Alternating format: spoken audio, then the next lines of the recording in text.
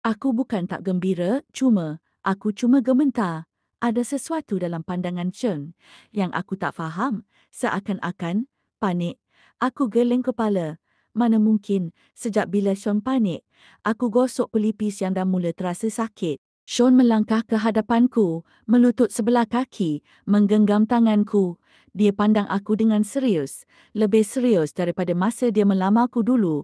Dia berkata, aku akan pindahkan Yuna dari Jabatan Setiausaha dan aku takkan jumpa dia lagi selepas ni. Mungkin aku memang tak jaga batas antara kami dengan baik, tapi aku janji, aku cuma kagum pada dia. Kagum pada sikap dia terhadap kerja dan kehidupan. Tak lebih dari itu. Kau dah jatuh hati, kan? Dahiku berkerut. Tak, jawabnya tegas, tanpa ragu sedikit pun. Aku geleng kepala. Kau dah jatuh hati. Wajah Sean makin berkerut. Jelas gelisah. Ini hati aku sendiri. Kalau aku kata tak, maksudnya memang tak. Aku terus tarik tanganku dari genggamannya. Muka Sean berubah dingin, kosong tanpa riak. Sun, aku terlalu kenal kau selama bertahun-tahun. Berapa ramai perempuan yang cuba dekati kau, tapi tak ada satu pun yang dapat perhatian lebih dari kau. Tapi perempuan kali ini lain. Kau langgar terlalu banyak prinsip demi dia. Dia orang pertama dalam 28 tahun hidup kau. Dalam bahasa mudah, ini yang dipanggil cinta sejati. Aku ni ahli perniagaan. Kalau satu pelaburan nampak jelas, akan buat aku rugi sampai bankrupt. Aku pasti akan hentikan awal-awal, kurangkan kerugian sebanyak mungkin. Sean, kau dah jatuh hati pada orang lain. Jadi, aku tak nak teruskan lagi dengan kau. Sean tolak permintaan cerai aku. Itu bukan perkara pelik. Dia bukan jenis yang buat keputusan, melulu atau ikut emosi. Dalam novel pun, sampai akhir dia bukan bercerai, tapi jadi duda. Fikir sampai situ. Aku tiba-tiba menggigil. Takkanlah Sean nak bunuh aku. Aku geleng kepala. Mungkin tak sampai tahap tu.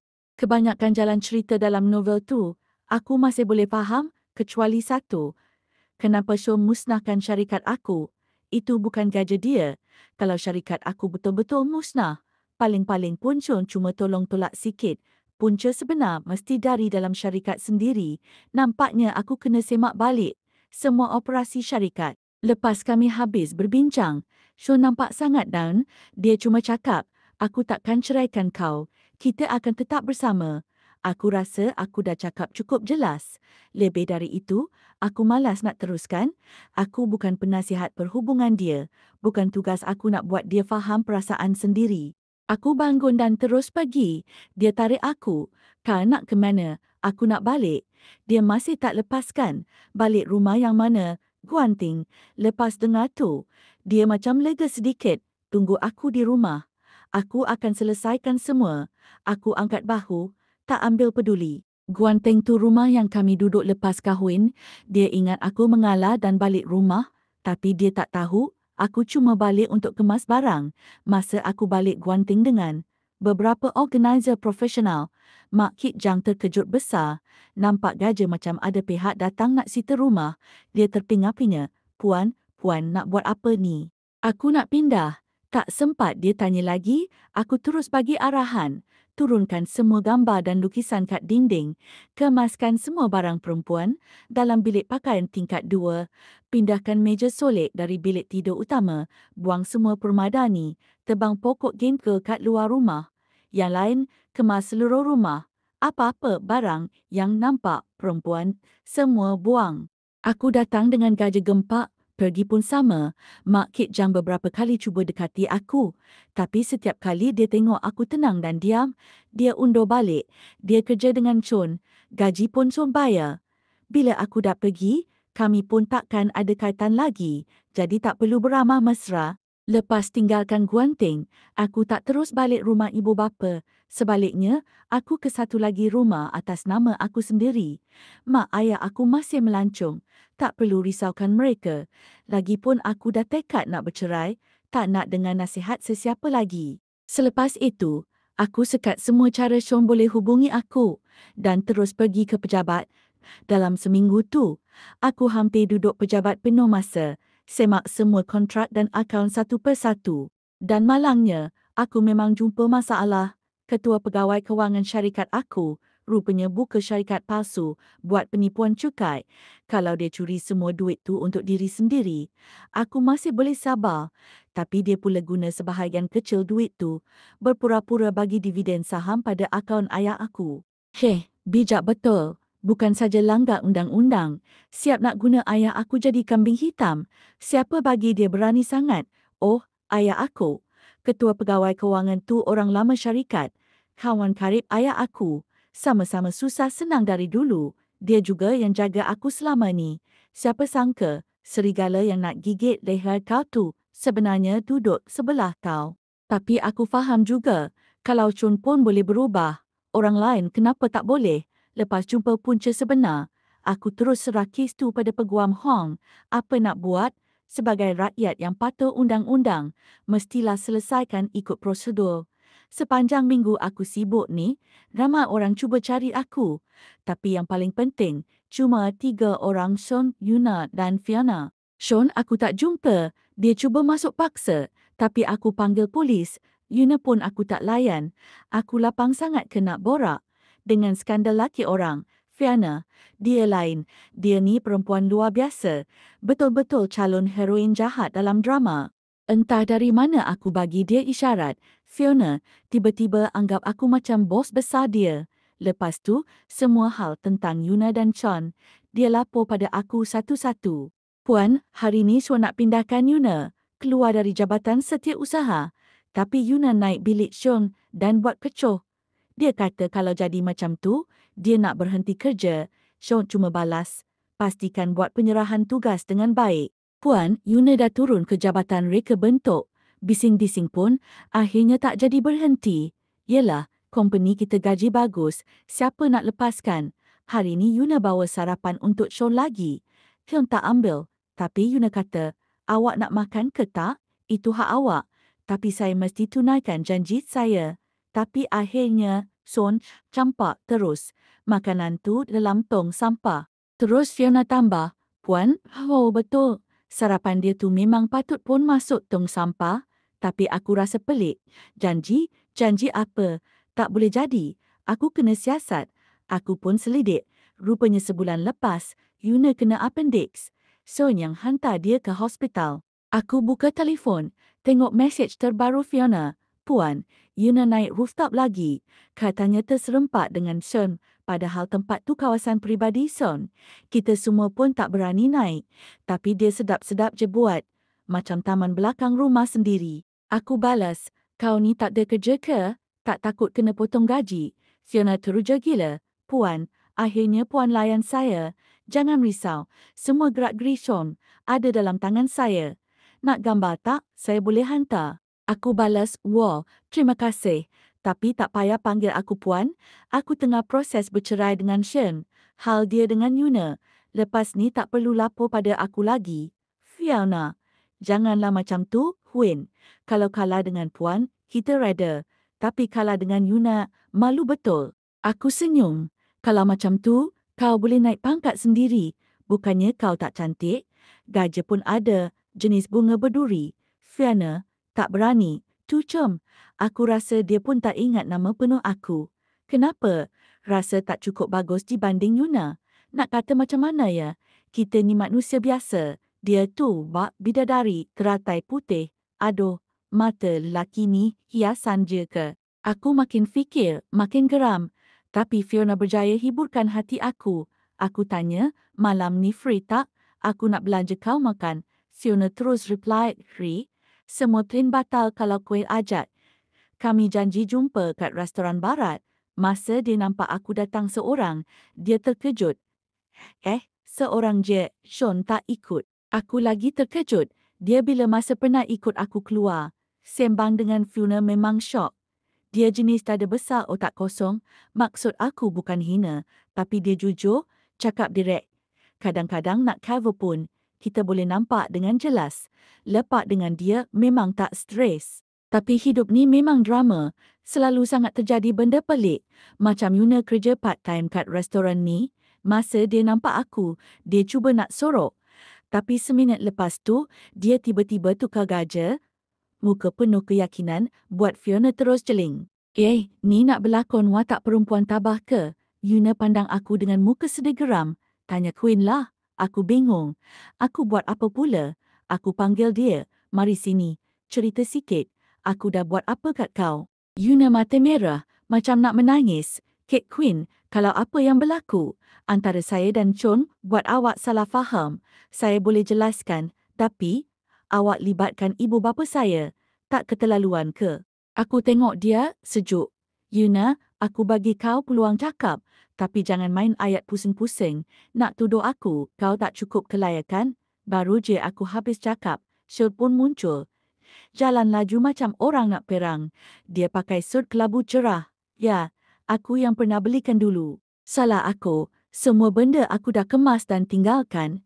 Tapi aku lupa baju yang aku pernah pilihkan untuk dia. Itu pun patut aku ambil sekali. Aku senyum sinis. Cakap awal sangat. Rupa-rupanya kau masih layak juga. Tengok tu penyokong kuat dah sampai. Yuna pusing dan nampak Sun. Muka dia terus bersinar. Tapi Sun langsung tak pandang dia. Pandangan dia terus terpaku kat aku. Tak lepas walau sesaat. Aku tenung dia.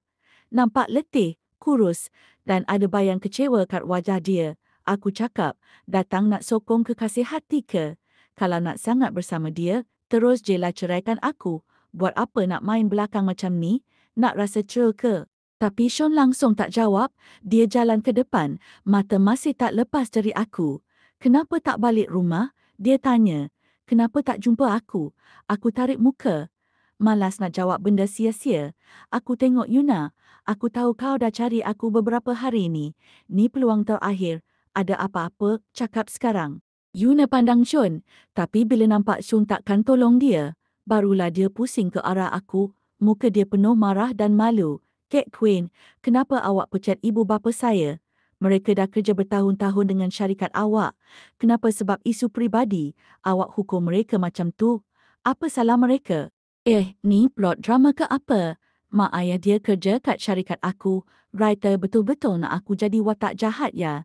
Aku senyum sinis. Yuna, kau tengok sangat drama trivial ke? Kau tahu tak berapa ramai pekerja aku? Atas bawah ada beribu. Mak ayah kau tu siapa? Sangat sampai aku nak turun tangan pecat sendiri. Lagipun kalau betul aku yang suruh pecat pun, so what? Aku jalankan syarikat besar, untung berjuta. Kau ingat aku buat amal kebajikan ke? Tak, aku buat semua ni sebab aku nak. Kalau aku rasa beberapa orang tu tak layak, aku buang. Aku sebagai ketua syarikat, tak ada hak ke nak pecat orang yang bermasalah. Aku toleh Sun, aku ada hak tak? Tangan aku genggam kuat botol wain merah. Asal Son cakap sepatah perkataan yang buat aku tak puas hati. Botol ni memang aku baling terus ke kepala dia. Dia pandang aku, suara dia rendah. Ikut saya balik rumah. Saya dah betulkan semua. Semua dah macam dulu balik. Jom balik rumah. Lelaki ni dah hilang akal ke apa? Yuna terus tak puas hati. Apa hak awak? Kata mak ayah saya tak berakhlak. Sebab dia orang lahirkan saya ke? Kalau saya ini konon tak berakhlak sangat, muka dia merah padam. Puan Queen, awak ni memang kejam. Awak kaya, ada kuasa, jadi awak rasa boleh suka-suka buli orang ke? Saya buat apa? Apa salah saya? Saya cuma berterima kasih pada Kyun sebab dia hantar saya ke hospital. Saya belikan dia sarapan, masakkan makan tengah hari. Semua tu sebab saya berterima kasih. Salah ke? Aku angguk perlahan, pura-pura faham. Aku faham semua. Aku jeling Fiona yang tengah syok gila. Layan drama depan mata. Aku tanya dia, kalau kau kena appendix, kau akan call Sun ke? Fiona terus beling laju. Aku tak bertelefon ke? Aku tak reti call ambulans ke? Aku tak ada mak ayah ke? Dia orang pertama aku cari. Aku tak ada kawan ke? Sumpah tragis sangat hidup aku. Tak pun aku boleh je keluar ketuk pintu jiran. Muka Yuna sekejap merah, sekejap pucat. Aku tambah lagi, kalau betul aku call Son pun, dia paling-paling pun akan tolong call ambulans J. Kata-kata aku tepat menusuk sakit. Tapi jitu. Tapi entah kenapa Yuna nampak macam ada sedikit harapan lepas dengar tu. Sean langsung tak pandang dia.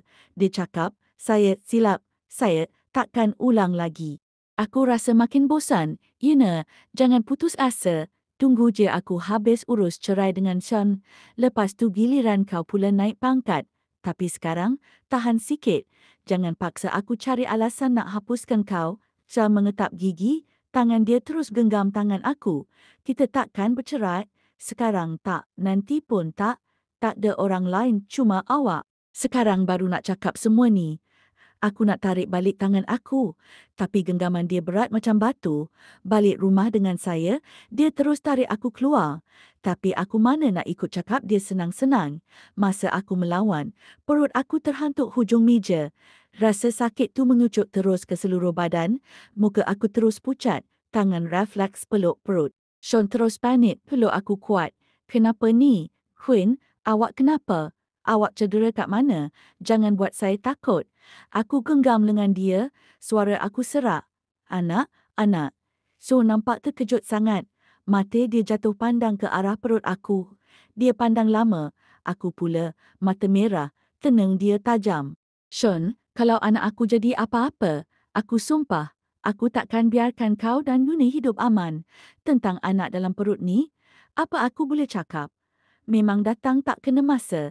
Tapi nak buang, aku tak sanggup. Mungkin ini satu-satunya anak yang aku akan ada dalam hidup aku. Bukan sebab Sean buat aku hilang percaya pada cinta atau perkahwinan. Tapi kalau hubungan 22 tahun pun boleh diganti macam tu je. Apa guna aku bazirkan hidup cuba-cuba lagi? Cinta tu indah, kahwin pun indah. Tapi aku, Queen, aku lebih indah. Aku kaya, aku layak dapat yang terbaik. Kalau cinta dan kahwin tak buat hidup aku lebih sempurna, maka biarlah aku hidup tanpa semua tu. Tapi anak itu lain, gelaran ibu tu, aku nak rasa. Masa aku baring kat atas katil hospital, Sean genggam tangan aku tak lepas-lepas. Aku cuba tarik tangan aku, tapi dia tak bagi, jadi aku biarkan je. Doktor cakap, awak ada simptom keguguran awal, tapi nasib baik badan awak masih kuat. Tak serius sangat, cuma kena duduk hospital beberapa hari. Masuk drip untuk jaga kandungan dan lepas ni kena betul-betul rehat. Jangan bagi emosi terganggu dan elak sebarang impak fizikal. Hyun angguk cepat. Baik, doktor. Lepas doktor keluar, jururawat masuk nak cucuk drip. Hyun perhati ketat. Siap pesan, tolong buat dengan perlahan. Tak tahu sebab aura Chang ke apa. Tangan jururawat tu nampak menggigil. Apa yang ditakutkan memang jadi. Dia tersilap cucuk. Aduh. Sean terus bangun marah, suara tinggi. Saya dah cakap buat hati-hati, kan? Jururawat terkejut sampai terlompat. Cepat-cepat minta maaf. Maaf, encik. Maaf sangat. Aku pandang Chon dengan tak puas hati. Hyun, dia pandang aku. Aku cakap keluar. Muka dia keras. Rahang dia tegang. Tangan dia pun mengepal. Tapi akhirnya, dia diam dan jalan keluar. Jururawat tu pandang aku dengan wajah serba salah. Aku senyum lembut. Tak, Pek. Awak cucuk je. Kali ni dia buat dengan tenang. Dan aku langsung tak rasa sakit. Drip tu masuk perlahan. Aku baring bosan tak tahu nak buat apa. Tak lama lepas tu, aku tertidur. Dalam mimpi macam ada orang selimutkan aku. Tangan aku yang cucuk drip tu rasa makin hangat. Bila aku tersentak bangun, hari dah gelap. Aku pandang atas botol drip dah tak ada. Dalam bilik, cuma satu cahaya je datang dari arah sofa. Aku toleh, nampak Sean tengah duduk tegak. Atas riba dia ada laptop. Cahaya skrin memantul kat muka dia. Masih tenang dan cool macam biasa. Mungkin dia perasan aku tengok dia. Dia terus angkat muka. Bila mata kami bertentang, aku cepat-cepat alih pandang. Dah bangun, lapar tak? So buka lampu, bilik terus cerah. Dia ambil bekas termos kat tepi. Aku suruh Mak Kit Jang, masakkan bubur berangan kesukaan kau. Ada letak kurma merah sekali. Nak makan sikit. Dia buka penutup dan siap-siap. Nak tuang bubur dalam mangkuk. Aku kerut dahi, suara aku tak sabar. Apa kau buat kat sini lagi? Pergilah makan sup buah hati kau. Makan masakan dia. Pergi naik rooftop dengan dia. Tengok view. Hantar dia balik rumah. Suka hati kau lah. Jangan kacau aku je. Sean hulu mangkuk bubur tu kat aku. Dia tu bukan buah hati aku. Aku tak ada buah hati lain. Aku cuma ada kau. Makan sikit. Dulu sikap tenang dan misteri dia tu bagi aku satu pesona yang luar biasa. Tapi sekarang aku cuma rasa meluat. Aku terus tepis mangkuk dari tangan dia. Mangkuk tu jatuh ke lantai berbunyi kuat. Sean, kau boleh tak jangan muncul depan aku lagi? Menyampah tahu tak? Lain dari cerai, tolong jangan ganggu hidup aku lagi. Sean tunduk pandang mangkuk pecah atas lantai. Tubuh dia nampak lesu sangat. Dia berlutut, kutip serpihan satu-satu. Diam-diam kemas. Aku tengok gajah dia macam isteri yang didera. Makin aku tengok, makin aku marah. Apa lagi yang kau nak sebenarnya? Buat drama ni untuk siapa? Aku tak perlukan kau jaga aku. Aku cuma nak satu benda cerai.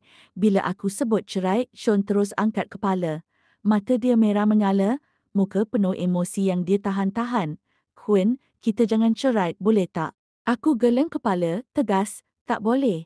Nafas dia berat, memang salah aku. Aku tak jaga jarak dengan Yuna.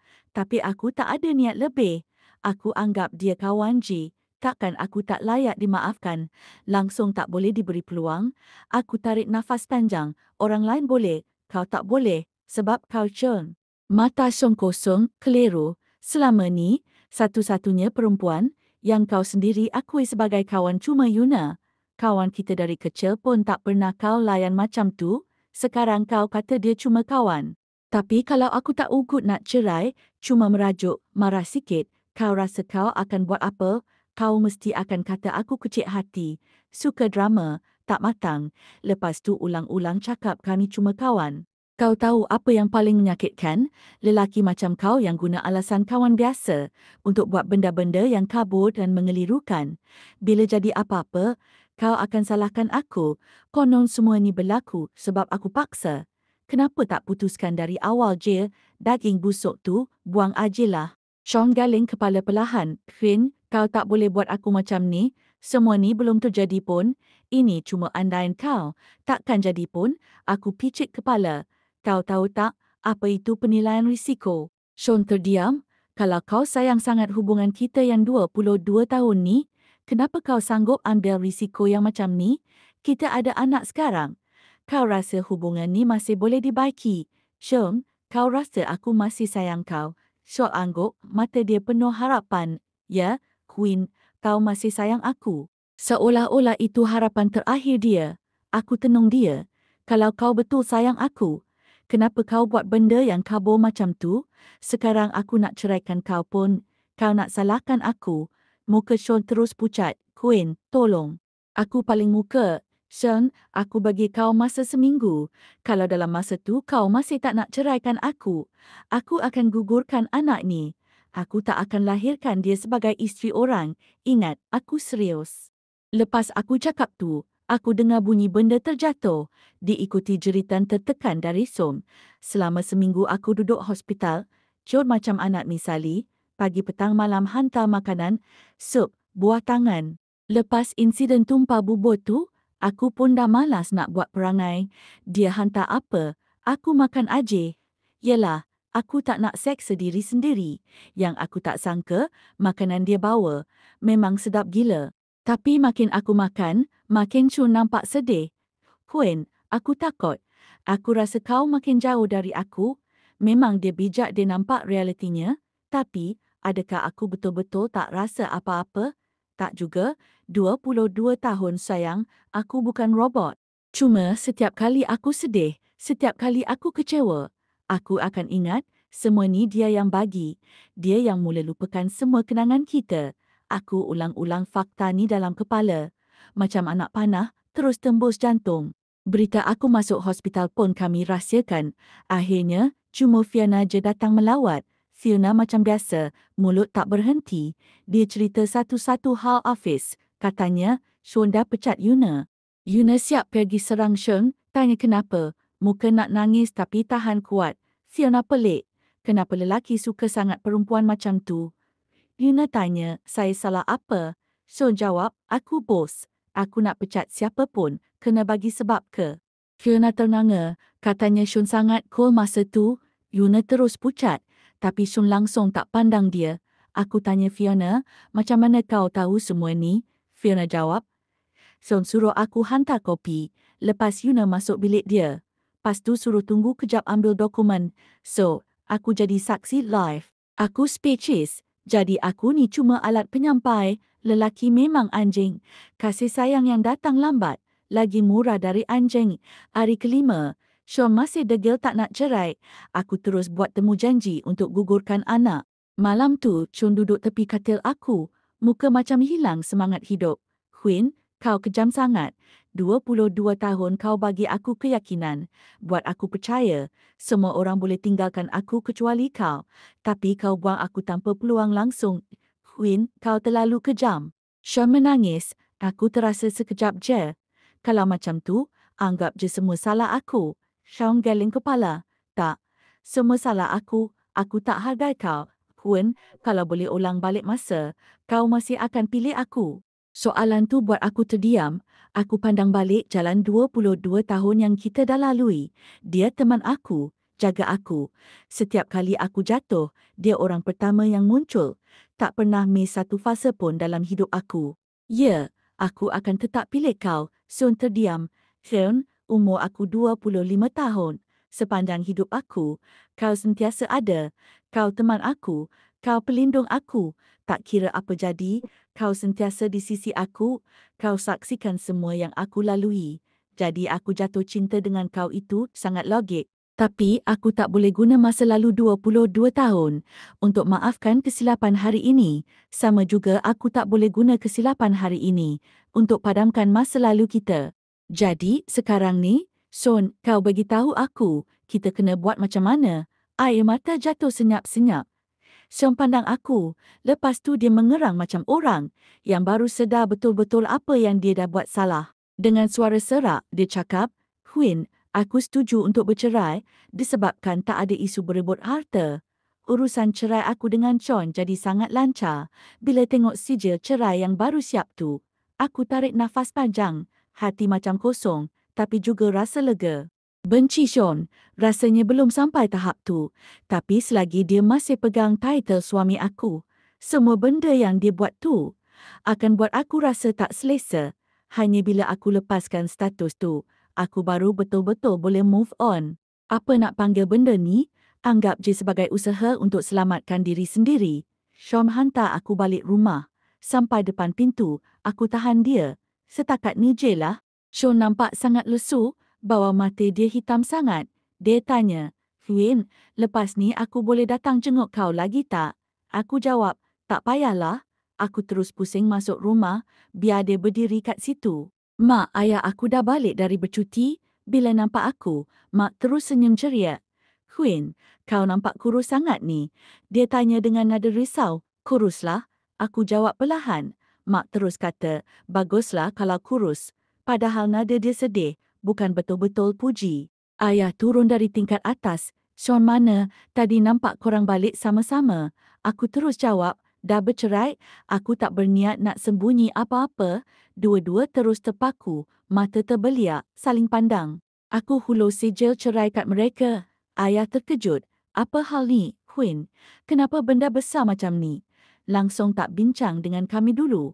Dalam mata kau, kami ni masih ada tempat ke tidak? Mak terus ketuk tangan ayah. Marah-marah buat apa? Mesti salah Sean. Lepas tu dia peluk aku, ajak duduk atas sofa. Macam masa aku kecil dulu. Mak tengok muka aku, usap perlahan rambut aku. Queen, kau kena buli ke? Semua salah mak? Mak patut ada kat rumah temankan kau. Bau buah-buahan yang biasa dari badan mak. Buat hidung aku tiba-tiba rasa masam. Air mata aku terus mengalir tanpa kawalan. Aku peluk mak kuat-kuat. Kepala masuk dalam pelukan dia, menangis terisak-isak. Semua sakit hati, semua dendam, semua sedih. Masa tu meletup sekaligus, macam budak kecil, aku tak peduli apa-apa lagi. Menangis sekuat-kuatnya, apa itu maruah, apa itu tenang, apa itu jaga imej. Semua hancur dalam sekelip mata. Aku menangis lama sangat, sampai akhirnya tertidur dalam tangisan. Di rumah sendiri, dalam pelukan mak. Aku akhirnya tidur lena. Bila aku bangun, dah pukul 3 petang. Bila keluar bilik, cuma mak ada kat rumah. Ayah entah ke mana. Mak masakkan sup-sup kegemaran aku. Minum je sup tu. Badan rasa lega sangat. Mak cakap, duduk rumah rehat dulu. Hal kat syarikat, biar ayah kau urus. Aku pandang mak. Mak tak nak tanya kenapa aku bercerai. Mak senyum, usap rambut aku. Kalau kau nak cerita, mak dengar. Kalau kau tak nak, mak tak paksa. Cerai je lah kalau dah sampai tahap tu, kita bukan tak mampu tanggung kau. Kalau dua orang macam mana? Mak tanya, apa maksud dua orang? Aku letak tangan atas perut aku. Mak nak jadi nenek. Mak terus terbeliak mata, tarik nafas dalam-dalam. Berita ni terlalu besar untuk dia hadam. Dia terus telefon ayah. Ayah dengar pun blow. Nenek, siapa nenek? Kau cakap pasal siapa ni? Tapi mak cepat tangkap maksud.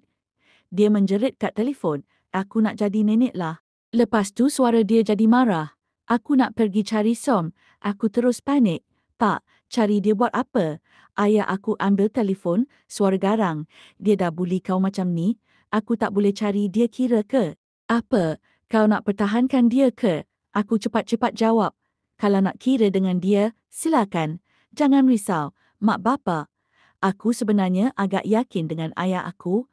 Yalah, mula-mula memang rasa tenang. Tapi kemudian terbukti aku terlalu awal yakin. Menurut informa aku, Fiona, ayah aku terjam masuk bilik mesyuarat Chan dan depan semua staf dia, tumbuk Chon. Si kecil tua tu bertindak ganas dalam kawasan orang berani gila. Tapi Fiona cakap, Son langsung tak lawan. Bila pengawal keselamatan nak halang, dia sendiri suruh jangan kacau. Dia rela kena pukul dengan ayah aku, tapi benda tu langsung tak redakan marah ayah aku. Seminggu penuh, muka dia masam 24 jam. Sampai aku pun ragu-ragu nak angkat kaki pindah keluar rumah. Tapi keesokannya, ayah balik rumah bawa satu kumpulan orang. Mak tanya dia buat apa. Dia jawab, nak ubah suai bilik bacaan, jadikan bilik bayi. Bilik tu paling cerah dalam rumah. Dulu aku pernah minta nak guna buat tempat belajar. Tapi dia tak pernah setuju. Sekarang demi si kecil dalam perut aku, dia sanggup juga serah bilik tu. Inikah yang orang kata, kasih sayang generasi kedua? Aku pandang mak dan ayah yang sibuk dengan kerja masing-masing. Hati aku penuh rasa syukur. Aku bersyukur aku masih aku dan dalam rahim aku ada satu kehidupan kecil sedang bertumbuh. Sayang, selamat datang ke dunia ini. Episod khas Sun. Sejak Sun mula pandai ingat, dia dah terbiasa dengan kehadiran seorang budak perempuan comel yang selalu ada di sisinya.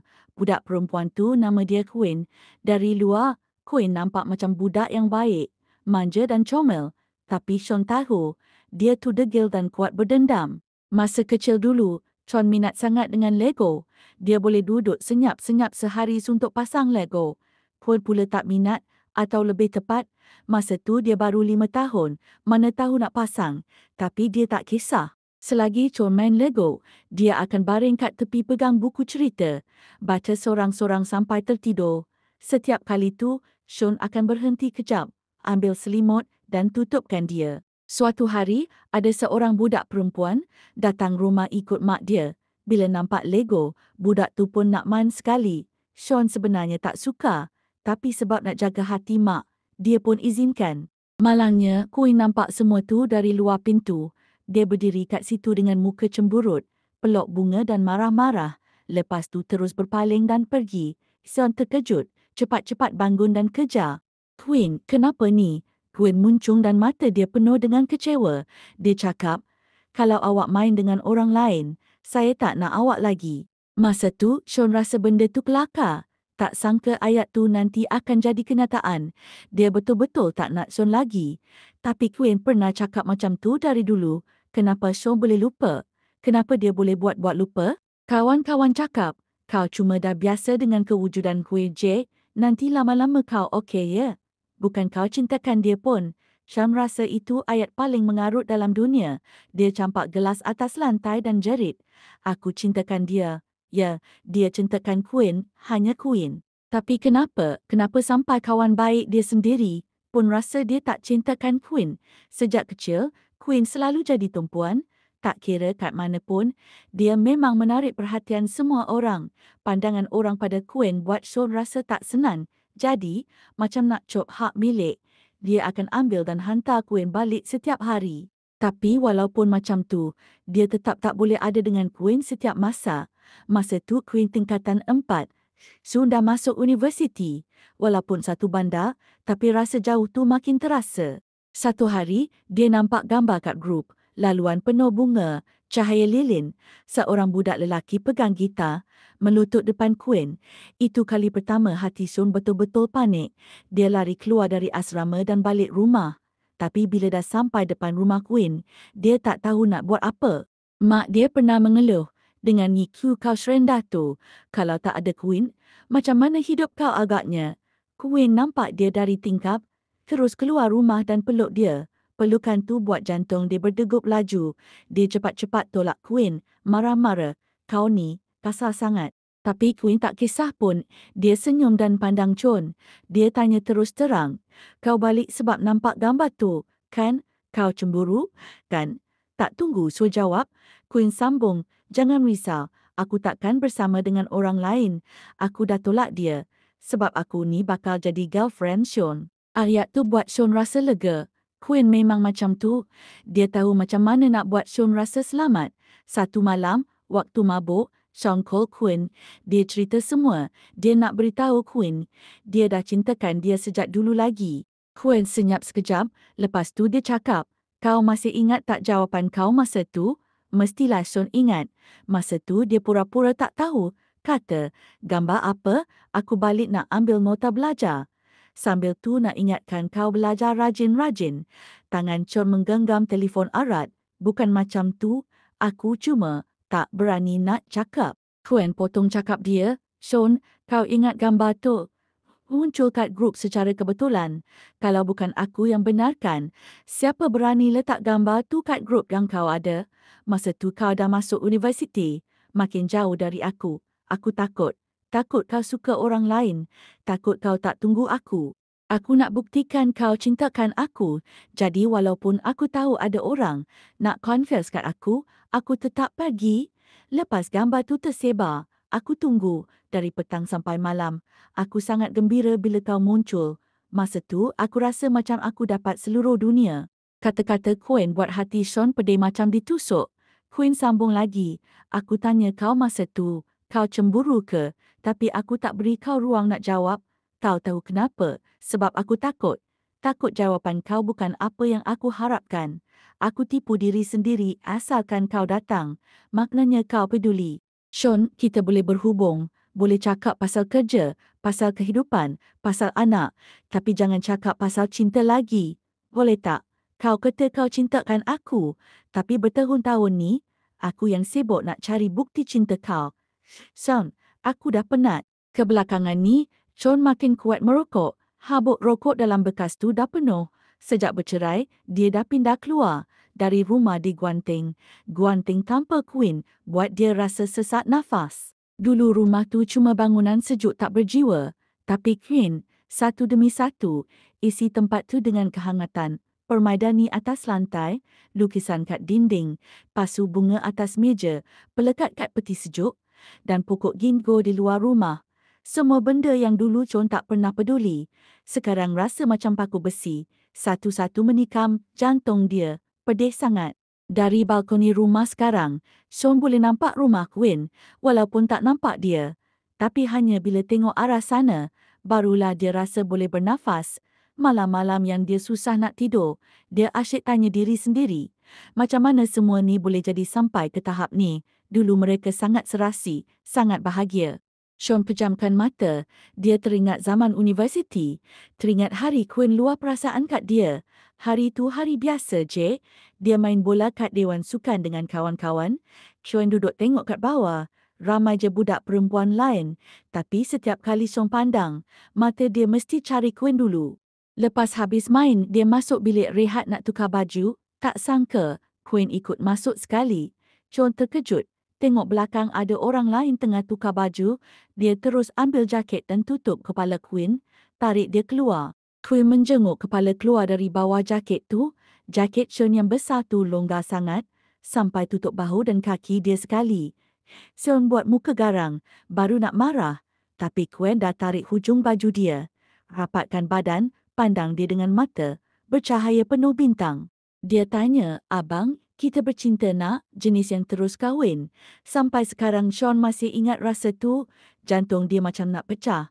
Satu badan tegang, rasa nak peluk dia, nak cium dia. Siapa yang sanggup tolak sepasang mata sejujur tu? Dia jawab, okey. Dia sangka dia boleh jaga cahaya dalam mata tu seumur hidup, tapi akhirnya dia sendiri yang buat mata tu malap. 3 tahun di universiti adalah tahun paling indah dalam hidup Sean. Mereka tinggal bersama, rumah kecil je tapi penuh dengan kehangatan. Setiap pagi, Queen akan siapkan sarapan untuk dia, lepas tu cium dahi dan cakap, "Boyfriend, kerja elok-elok ya, rumah ni serah kat awak." Setiap malam, tak kira balik pukul berapa pun, Queen tetap tunggu kat sofa.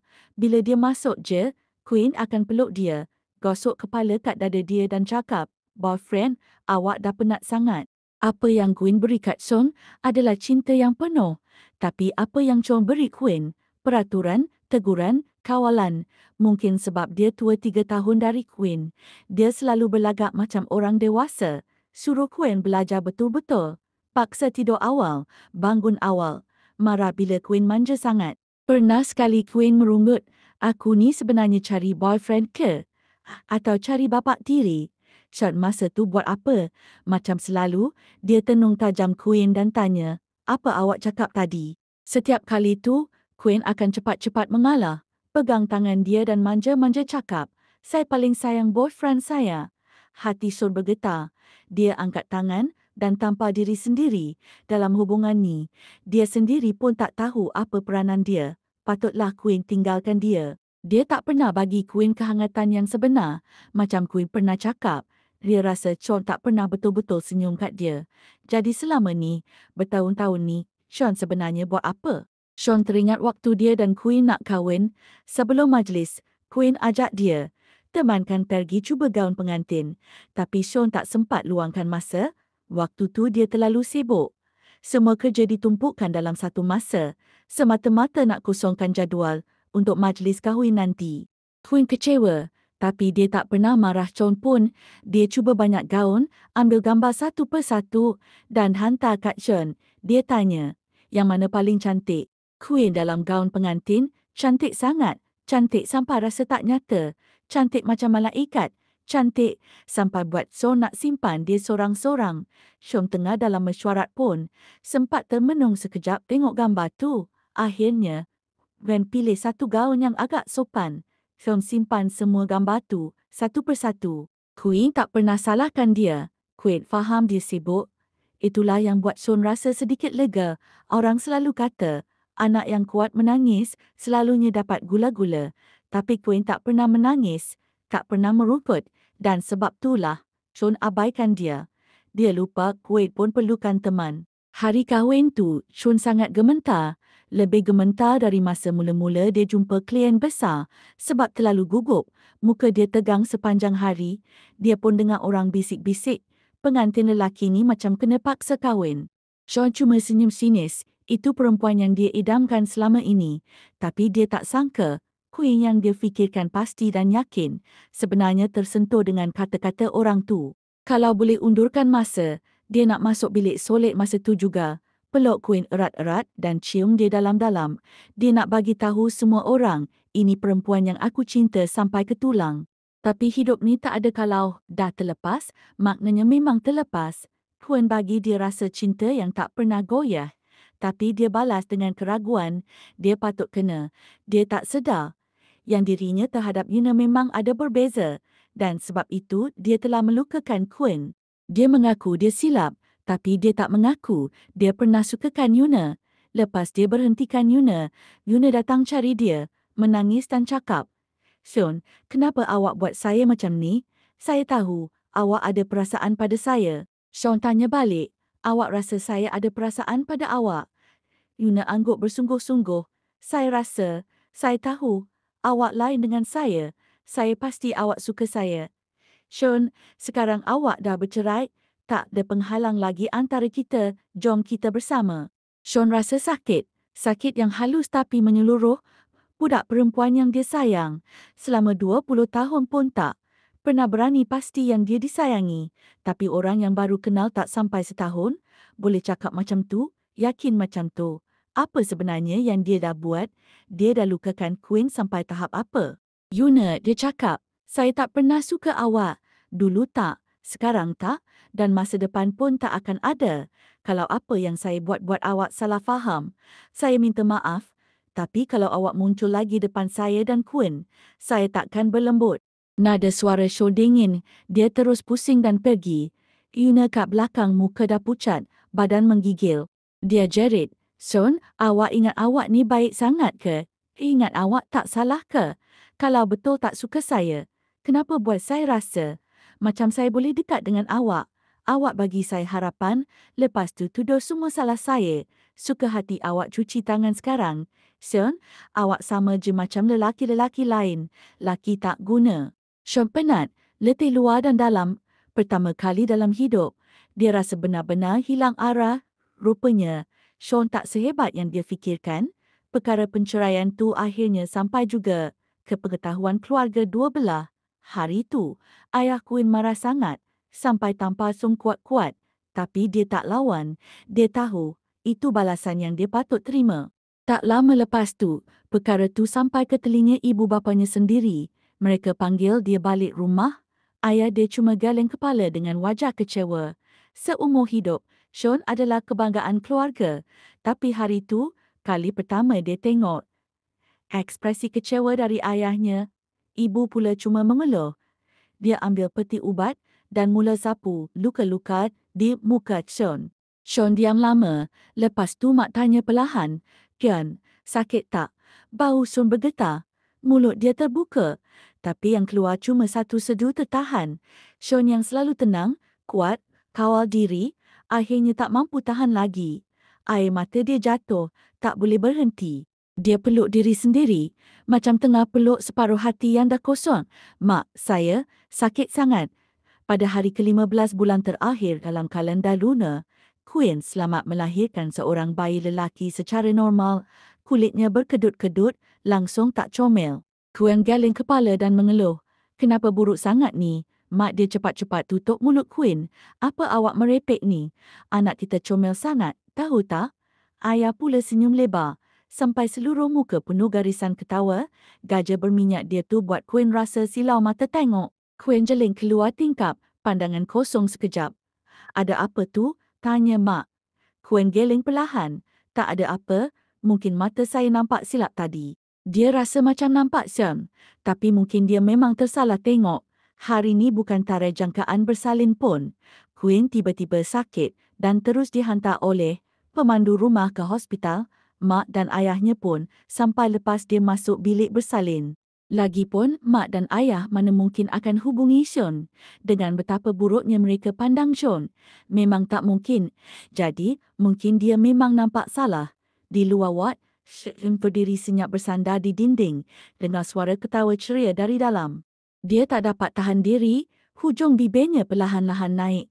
Kat dalam tu ada perempuan yang paling dia cintai dan anak mereka. Asalkan mereka selamat, semuanya akan baik. Khabar pasal Yuna tak baik, Quinn dengar dari Fiona. Fiona nampak macam sangat seronok. Tengok Yuna jatuh tersungkur. Quinn terfikir, mungkin inilah jiwa antagonis wanita yang selalu orang cakap. Fiona cerita, Yuna sekarang dah tukar kerja 5 kali. Setiap kali kerja tak sampai 3 bulan pun, dah kena buang. Nak dapat peluang jadi pekerja tetap pun tak lepas. Masa dia kerja dengan kita pun, dia memang jenis sambil lewa. Suruh buat kopi, boleh tertumpah atas orang. Suruh cetak dokumen, boleh terbalik depan belakang. Kalau tak tergelincir sendiri, dia langgar orang. Sepanjang hari asyik minta maaf dengan muka kesian. Tapi masalahnya, lelaki-lelaki kat syarikat kita, semua macam kena sumpahan. Kesalahan dia pun boleh dimaafkan. Siap rasa dia comel lagi tu. Sekarang baguslah, dah keluar dari syarikat kita. Tak ada siapa nak layan drama dia. Dengar cerita kerja dia yang paling akhir pun sebab tertumpah kopi atas pelanggan. Malangnya, pelanggan tu pakai suit custom made. Kena air terus rosak. Dia kena bayar ganti rugi hutang sampai berpuluh ribu. Kau cakaplah, kenapa lelaki kat syarikat kita je yang boleh telan semua tu, semua rabun kah? Atau satu pejabat penuh dengan mata rosak? Quinn cuma senyum sengit.